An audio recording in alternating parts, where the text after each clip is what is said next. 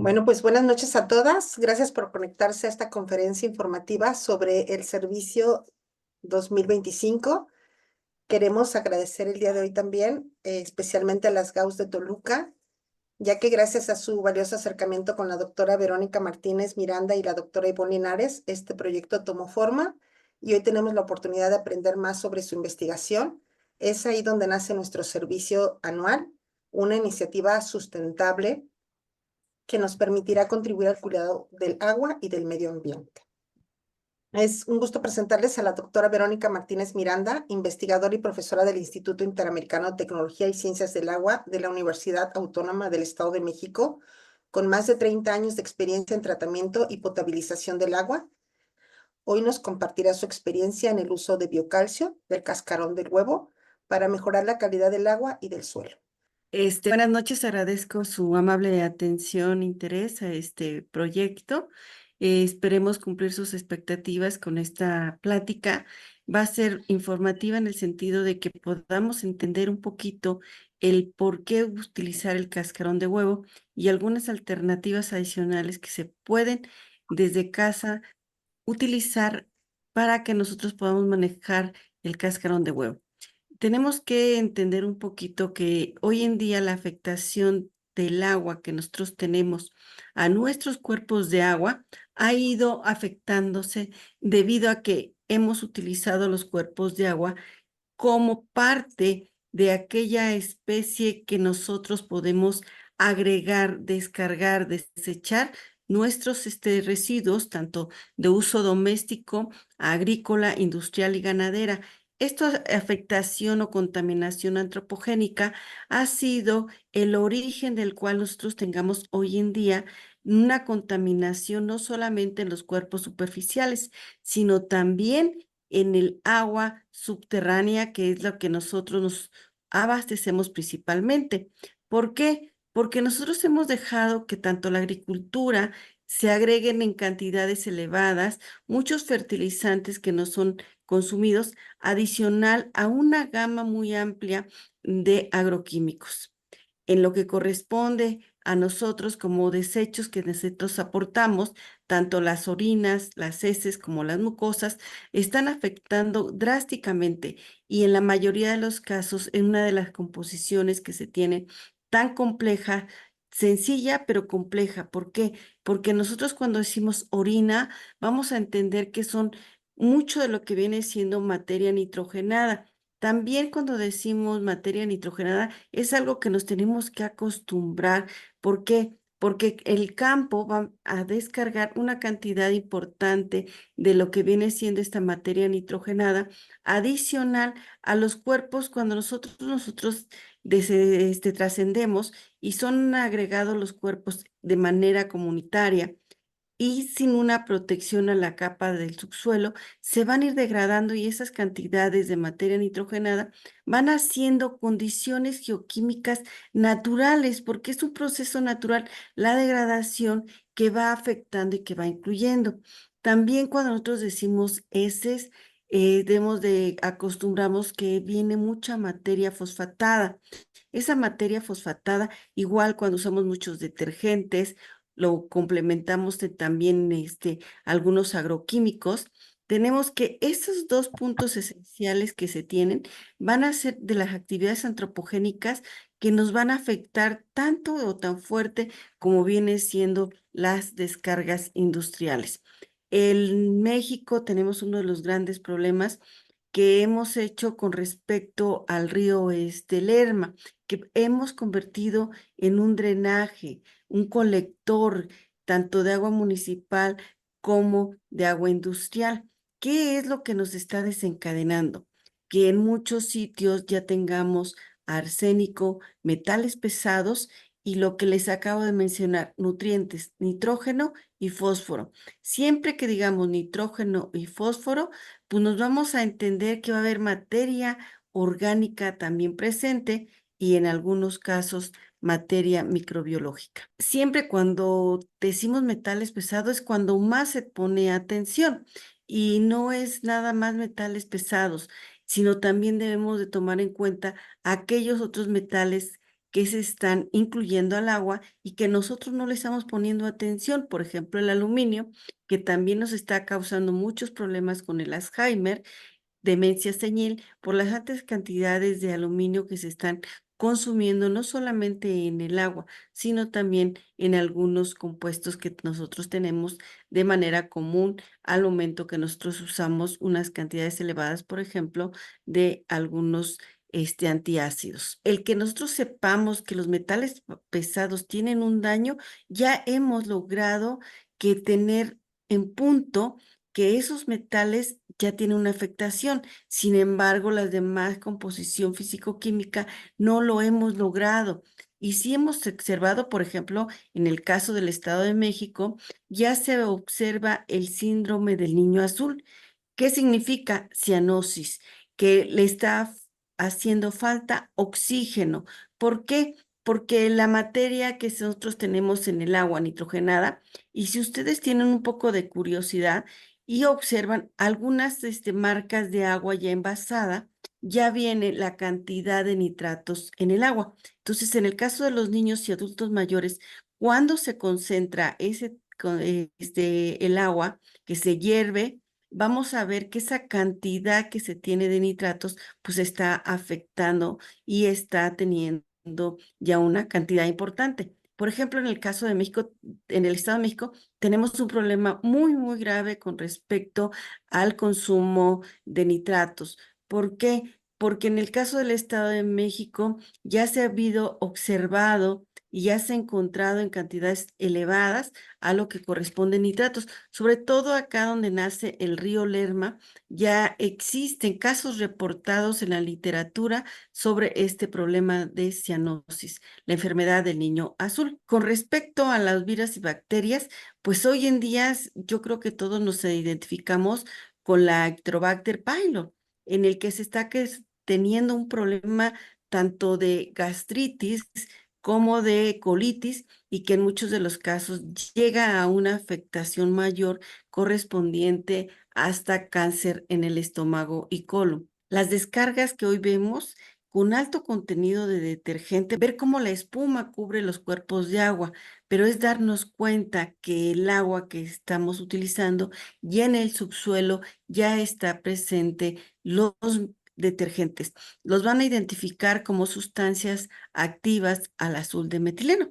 Y quisiera que vieran la fotografía de la parte superior, que ese azul verde bonito que nosotros vemos en los cenotes o en muchos cuerpos de agua, vamos a poder decir que nosotros tenemos un agua que tiene arsénico. En el caso de la materia nitrogenada, fosfatada, pues ya está en nuestros cuerpos de agua subterránea, tanto por la parte de la industria, la agricultura y también nuestros desechos. Toda esa contaminación que nosotros estamos teniendo está haciendo que se modifique la físico-química del agua.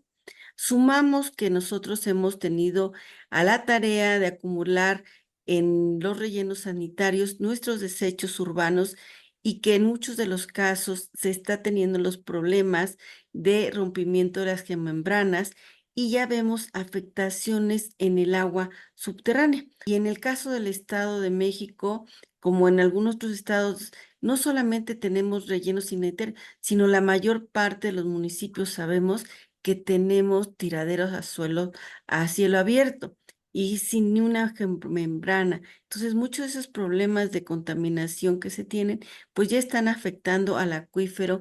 ¿Qué es lo que pasa cuando nosotros tenemos nitratos y fosfatos? Pues vamos a perder los iones esenciales: sodio, potasio, calcio, magnesio, sulfatos y cloruros. Yo creo que ahorita los podemos familiarizar mucho cuando nos dicen que tomemos o ingiramos electrolitos, y que esos electrolitos que vienen en los sueros es lo que nuestro cuerpo necesita. ¿Por qué? Porque mucha del agua que nosotros estamos usando o consumiendo ya no lo tiene. Al no tenerlo, lo que nosotros observamos es que la tubería, en el caso de la tubería, se va corroyendo, y podemos observar que en nuestra casa, nuestro domicilio, nos llega agua de coloración amarilla o rojiza o con productos de corrosión. También podemos observar agua de color verde. Esa agua de color verde nos está indicando el crecimiento de algas. ¿Qué es lo que nosotros hemos observado como medidas a largo plazo? Actualmente nosotros ya tenemos las modificaciones de las normas de agua para uso y consumo humano, que es la norma 127 de la Secretaría de Salud, y lo que corresponde a aguas residuales, que es la norma 001 de la Semarnat, ambas actualizadas en el 2021. Sin embargo, sabemos que mucha de su aplicación viene hasta este año y en algunos casos va a ir en función del crecimiento poblacional. El que nosotros ya tengamos una actualización y que se empiece a aplicar apenas nuestras normas, pues nosotros vemos que el tiempo que se lleva en la aplicación es muy largo y que las modificaciones de la calidad del agua ya están sobrepasándonos. Por eso, a corto plazo, nosotros hemos implementado barreras alrededor de los pozos con la finalidad de que se incorpore la cantidad necesaria de calcio y magnesio que permita que la materia orgánica e inorgánica baje al agua subterránea. Debemos de considerar que ya hoy en día vamos a tener que reutilizar el agua utilizando algún tipo de filtro o directamente dependiendo las características del agua que nosotros estemos utilizando. La captación del agua pluvial va a ser una de las soluciones que nos vamos a tener como alternativa para que nosotros podamos tener ya agua en nuestra casa. Pero tenemos que pensar que no solamente es tener el agua, sino que el agua cumpla con la calidad físico-química que nosotros requerimos. Las alternativas de las barreras ha sido una forma en la que hemos nosotros encontrado para recuperar la físico-química del agua.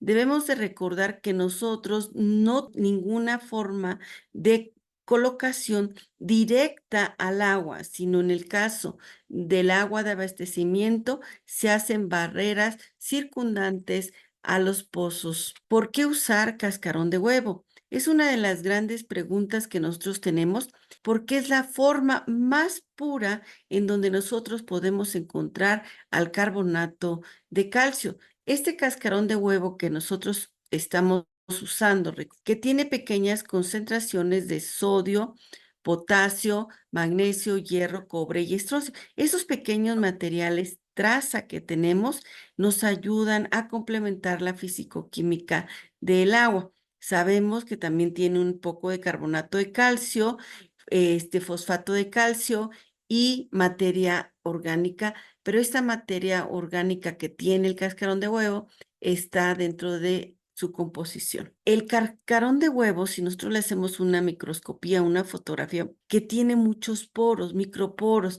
esos microporos que se tienen permiten que ahí se adhiera, se precipite, se coloque la materia orgánica y esa materia orgánica e inorgánica pueda quedar y evitar que ésta vaya al subsuelo y que pueda estar afectando la calidad del agua, tanto superficial como subterránea. En la literatura, hoy en día encontramos una cantidad enorme de artículos que nos dicen que podemos remover colorantes. Y esto lo vemos que capta el colorante cuando nosotros usamos el cascarón de huevo para rellenarlo de confeti y lo utilizamos en las fiestas. Ahí podemos ver cómo va a retener los colorantes, retiene compuestos orgánicos tóxicos, los plaguicidas, los que les dan color al agua, lo que son los ácidos húmicos. Esa problemática tan grande que tenemos de fármacos, que muchos de ellos cuando nosotros lo consumimos no siempre se metabolizan y una gran parte de ellos son desechados y esas cantidades de fármacos también los pueden tratarse a través de lo que corresponde a el cascarón de huevo. Los metales pesados, de los que más hay trabajos en la literatura, y algo importante que a veces nosotros nos olvidamos de los iones fluoruros. Hoy en día, uno de los grandes problemas que tenemos es que ya hay una cantidad de fluoruros.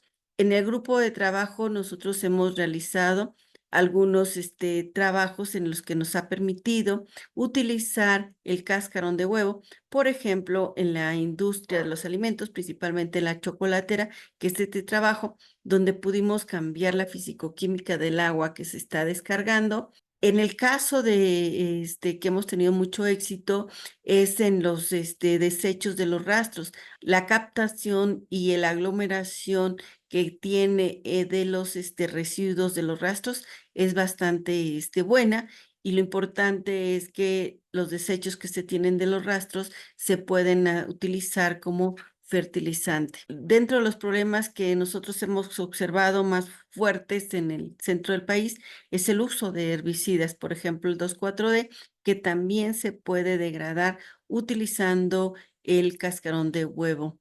Actualmente tenemos este artículo que se publicó de la importancia que se tiene de colocar el cascarón de huevo en el caso de las plantas de tratamiento para que se pueda modificar la calidad del agua, pero también que permita poder eliminar nutrientes que contengan nitrógeno y fósforo para que estos residuos que nosotros estamos utilizando después puedan convertirse en fertilizantes. En el caso de donde inicia el río Lerma, sabemos que se encuentra Almoloya del Río, y uno de los grandes problemas que se tiene es el deslavado de la mezclilla, en donde incorporan una cantidad importante de azul índigo al agua. Puede ser eliminado con cascarón de huevo. Nuestra participación nos ha permitido que ya haya una norma para poder tratar esta agua residual y complemente lo correspondiente a la 001. El por qué utilizar en la planta el cascarón de huevo, porque mucho de la materia que se tiene en las plantas de tratamiento se encuentra flotando, y al momento que se encuentra flotando no permite que se disemente, que forme un glomo, un aglomerado, y eso hace que el agua que se trate no tenga las características de descarga.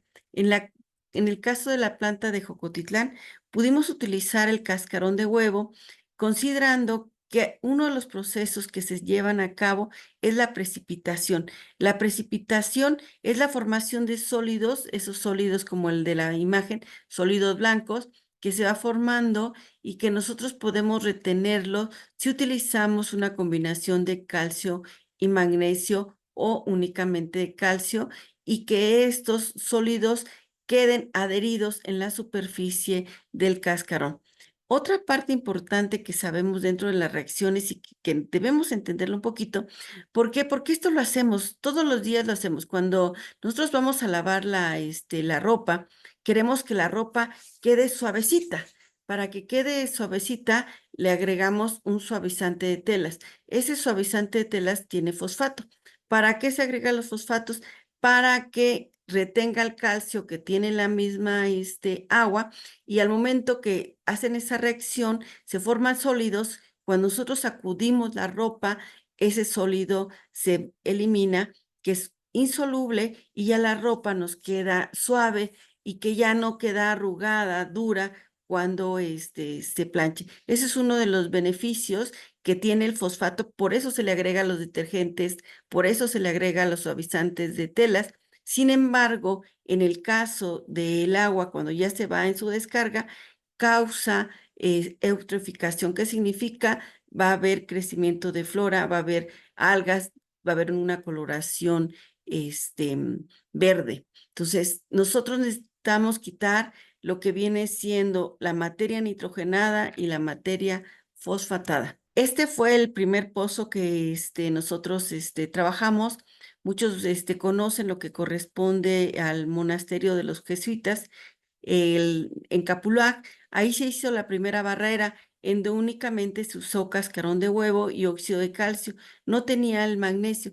Pudimos retener gran parte de la materia fosfatada, pero nos faltó la materia nitrogenada. Por eso después les agregamos óxido de magnesio. Siempre que hablamos de una problemática del agua, no nos imaginamos que lo tenemos cerca. Y en el caso de nosotros, esta es la unidad en la cual nosotros tenemos, la unidad académica El Rosedal, en el cual nosotros tenemos nuestro propio pozo, pero también tenemos comunidades aledañas donde tienen su agua de descarga y que utilizan los canales de riego como canales de descarga de sus aguas residuales. Nosotros, nuestro pozo se encuentra muy cerca y mucha de esa agua residual se fue infiltrando. Aquí tenemos a un lado lo que viene siendo la laguna donde descargan sus aguas residuales y los canales donde se fluye el agua. Les decía que en épocas de lluvia normalmente el agua se rebosa y vemos cómo llega directamente a nuestro sitio de extracción. Toda esa agua que se va infiltrando de manera continua, agua residual, pues hizo que nuestro pozo se contaminara y se afectara drásticamente. Aquí van a ver algunas imágenes donde se tiene el uso del cascarón de huevo. Yo quisiera que tomaran un poquito de atención aquí en esta imagen. Este es un cárcamo de agua potable que está contaminado no solamente con fosfatos y nitrógeno, sino también tiene residuos de manganeso. Por eso se ve como si fuese agua residual. Sin embargo, ese es uno de los grandes problemas que se tiene con respecto a la extracción del agua subterránea que ha sido afectada con materia nitrogenada. Aquí este pozo que se hizo en Santiago Teanguistengo ya fue un pozo que se realizó por iniciativa de la comunidad y que dentro de los beneficios que se tuvieron es que volvieron a recuperar la calidad del agua y también aumentaron de nuevo la cantidad del agua que se estaba abasteciendo. Se actualizaron dos normas, pero no se actualizó la norma con respecto a las consideraciones que se tiene que tener en la distancia mínima entre el pozo y la fuente de contaminación. Aquí en el caso de nosotros vemos que ya 30 metros de lo que corresponde a una fuente con el pozo es una distancia muy pequeña y que las afectaciones por los canales de aguas residuales, las letrinas o todas aquellas descargas puntuales que se tenga, ya se tiene una afectación muy alta. Y se tiene que actualizar porque, por ejemplo, en el caso de aquí del Estado de México, encontramos muchos panteones cercas de los pozos de abastecimiento. En el caso, por ejemplo, de Toluca, tiene un pozo dentro del panteón municipal y el pozo así se llama, Panteón Municipal. Tenemos la historia del Panteón Soledad, que es uno de los panteones más antiguos de Toluca, y enfrente está el pozo que se llama Pozo Bomberos, pero nada más se cruza la calle y está el pozo. Entonces, esos acercamientos que se tienen con fuentes puntuales, pues no se ha actualizado. Entonces, esta norma debe considerar todas aquellas otras fuentes puntuales de contaminación que están afectando drásticamente ya al agua. Todo el trabajo que nosotros estamos haciendo para la evaluación que se tiene tanto de los pozos como del agua residual es a través de laboratorios acreditados. Nosotros podemos corroborar parte de los resultados, pero para que tenga legalidad, nosotros utilizamos los laboratorios acreditados por la EMA con la finalidad de que nosotros podamos tener la certeza legal de que los resultados que nosotros estamos obteniendo en los trabajos de investigación tienen esa validez. Para el caso de de los pozos, nosotros se hace una barrera circundante alrededor del pozo, se coloca el cascarón con la finalidad de ilustrar que le colocamos el cascarón, lo colocamos una parte directa para que se pudiera observar. Sin embargo, el cáscaro va principalmente lo más triturado posible. Pues se le agrega el óxido de calcio, el óxido de magnesio, con la finalidad de que se pueda tener una mezcla lo más homogénea posible. Todo lleva un cálculo físico-químico en el cual nosotros podemos calcular la cantidad del contaminante que estamos removiendo y la cantidad de lo cual nosotros estamos agregando, así como el tiempo que nosotros puede tener cada una de las barreras en función de la calidad del agua que se está extrayendo en el caso de los pozos. Para la colocación en las plantas de tratamiento utilizamos el canal Percha, en donde ahí existe un punto de homogeneización y se puede estar mezclando de manera más homogénea el cascarón con el agua residual. Aquí también colocamos biofiltro a base de tezoncle, el cascarón de huevo y la dolomita, con la finalidad de que se pudiera tener una mejor calidad del agua. Aquí nosotros podemos observar algunos de los puntos importantes que quisiera yo que tomaran en cuenta. Los puntos rojos, calcio, cloruros y sulfatos. Ya no hay en el agua.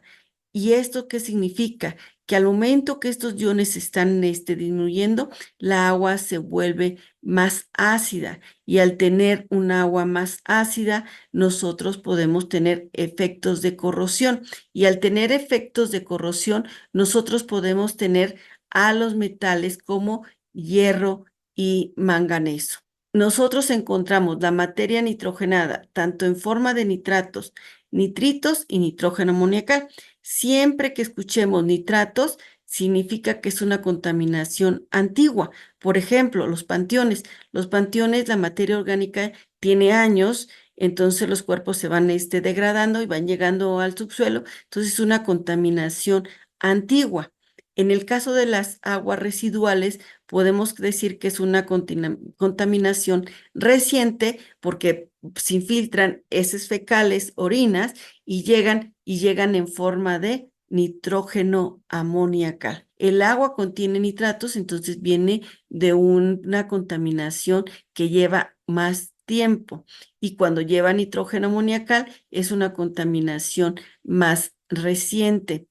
El que encontremos sustancias activas al azul de metileno, SAM, como lo conocemos técnicamente, significa detergente.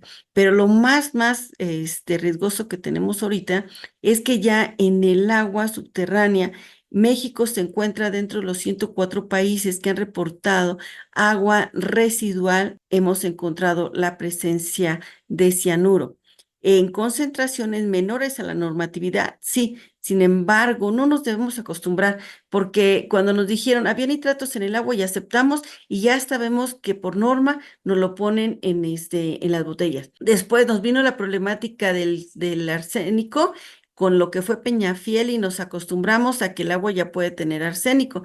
Pues ahora viene otro contaminante adicional, lo que correspondería al cianuro. Entonces, todos ellos hacen una contaminación más fuerte. El problema que tenemos que en algunos casos podríamos encontrar varios de los contaminantes ya en el agua. Y lo importante es que la barrera sí elimina al cianuro. Cuando nosotros confirmamos que en el agua residual se infiltra, es porque el agua que se está extrayendo viene materia de coliformes fecales. Los coliformes totales es una gran variedad de materia orgánica, pero podemos decir que siempre que haya fecal es la confirmación de que existe agua residual infiltrándose.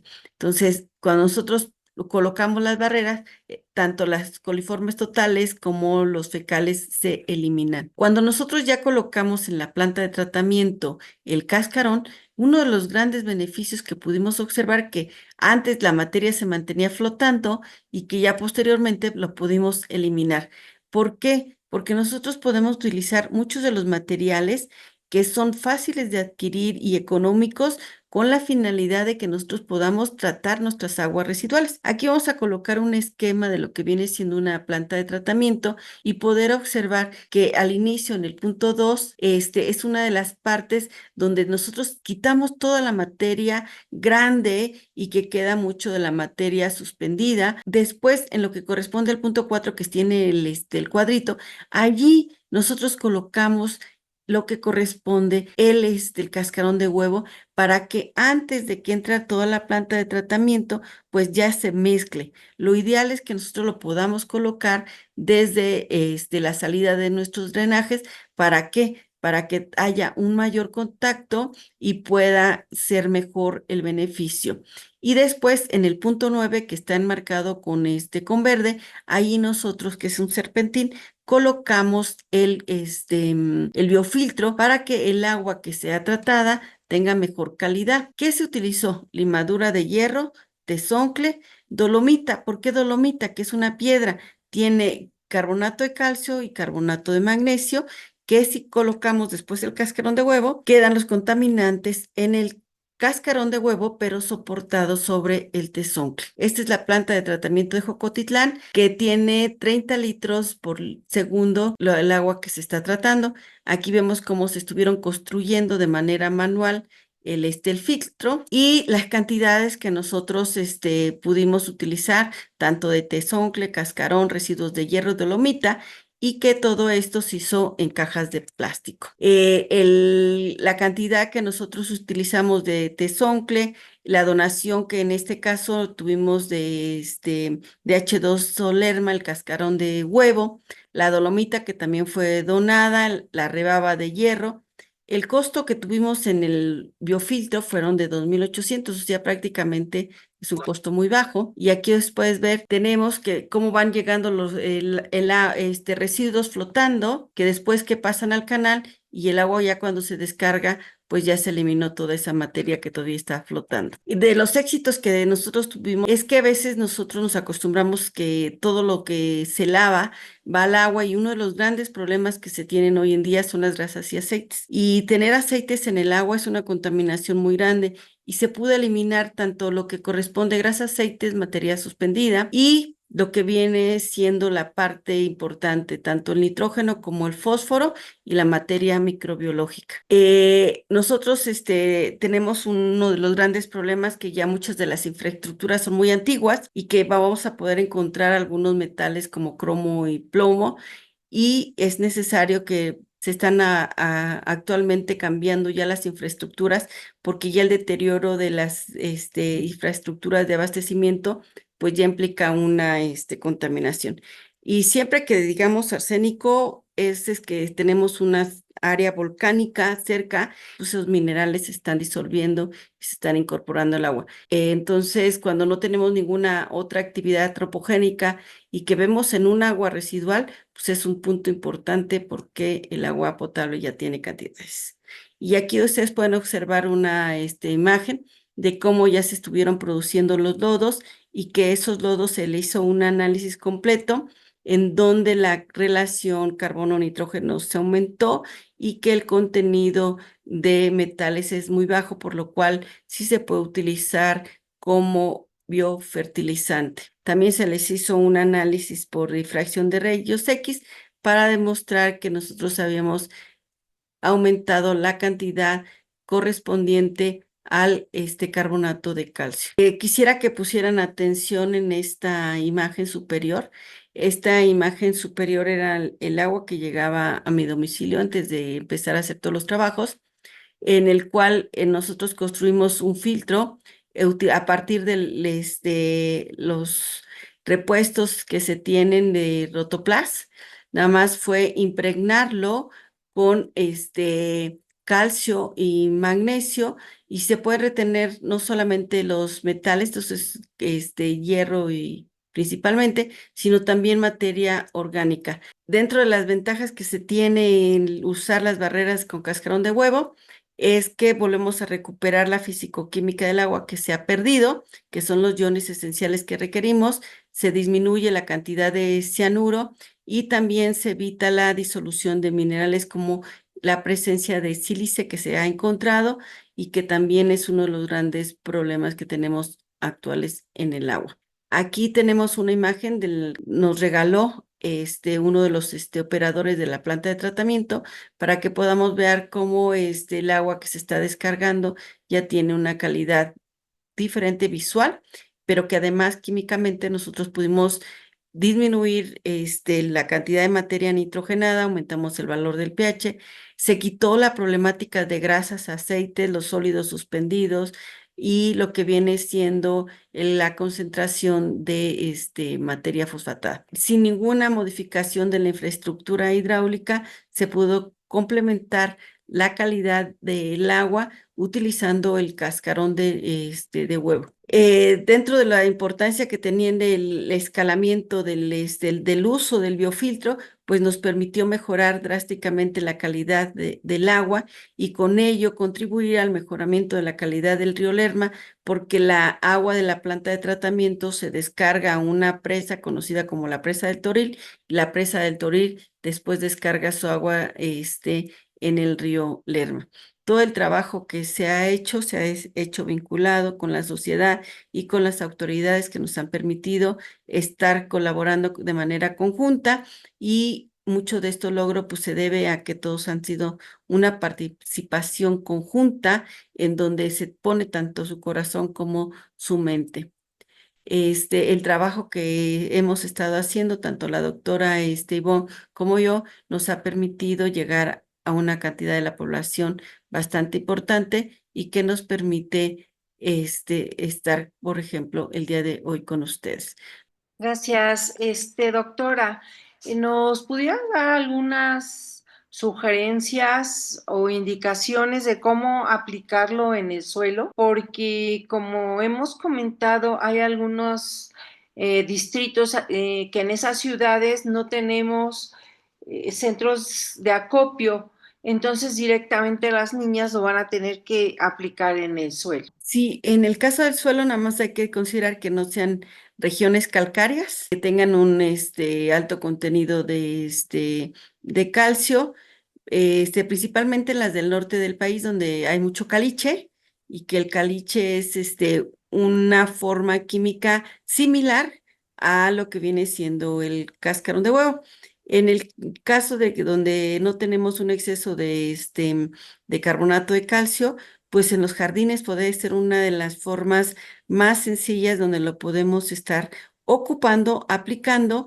¿Por qué? Porque el momento que nosotros lo agregamos lo más molido, aquí lo importante es que esté lo más molido posible para que tenga mayor área de superficie y pueda estar ayudándonos más. Podemos no solamente colocarlo en el suelo, sino también correspondiendo a macetas, jardines, con platas de ornato, porque con ellos disminuimos la cantidad de CO2 en el ambiente y no solamente contribuimos a mejoramiento del agua, sino también tenemos a disminuir por el efecto invernadero, lo que viene siendo el cambio climático. Entonces, bien molido, lo más molido que se pueda es una de las formas en el cual nosotros podemos ocupar el cascarón de huevo, y donde tengan la oportunidad de que tengan jardines que estén cerca de casas, domicilios, sobre todo en los lugares donde hay puntos de descargas de aguas residuales por canales. Valdría la pena que usaran sus jardines porque con ello le dan una mayor estabilidad al suelo y evitan que tengan un impacto mayor en el caso de los movimientos telúricos. Y el beneficio más grande que van a ver es que van a ver jardines muy bonitos. Tengo varias dudas, entre ellas, ¿cuál es la preparación previa que se le hace al cascarón, doctora? Y luego me surgió la duda de qué pasa con todo ese filtro, o sea, cuando ya se usó este filtro. Uno de los puntos más importantes que se tienen, y agradezco mucho la pregunta, es de qué se hace para preparar el cascarón de huevo.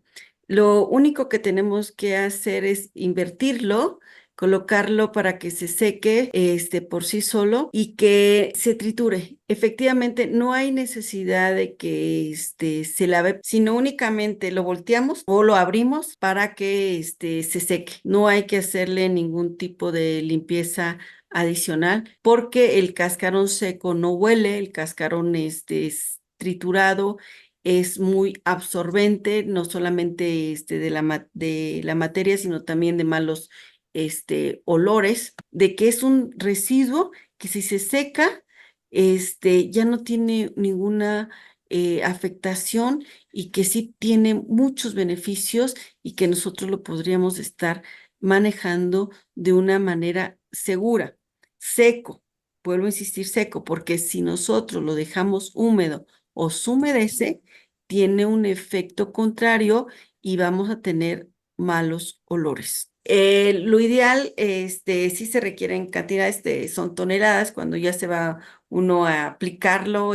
Por ejemplo, las barreras utilizábamos a veces de 1, 2, 3, 4 toneladas, dependiendo la cantidad de agua que se extrae, pero también la disposición del cascarón, porque muchas veces, pues 1 kilo, como bien dice, 1 kilo de huevo pues, nos da 100 miligramos de cascarón de huevo a 150, casi nada. Entonces, sí vamos haciendo colectas. En el caso de nosotros, lo que hicimos fue panaderías, hoteles, restaurantes nos fueron donando, y ha sido la forma en que hemos tenido la capacidad de que se junte, y ya se formó una asociación que se encarga de toda esa logística y que nos ha sido como motorcito. Muchísimas gracias, doctora. Bueno, cedo la palabra a nuestra vicepresidenta. Doctora Verónica, muchísimas gracias por su conferencia. Bueno, pues en nombre de la Asociación de Guías de México, queremos agradecerle por su valiosa participación en esta conferencia. Su experiencia y conocimientos en el tratamiento del agua nos ha dejado una visión más clara sobre los retos y avances en este campo.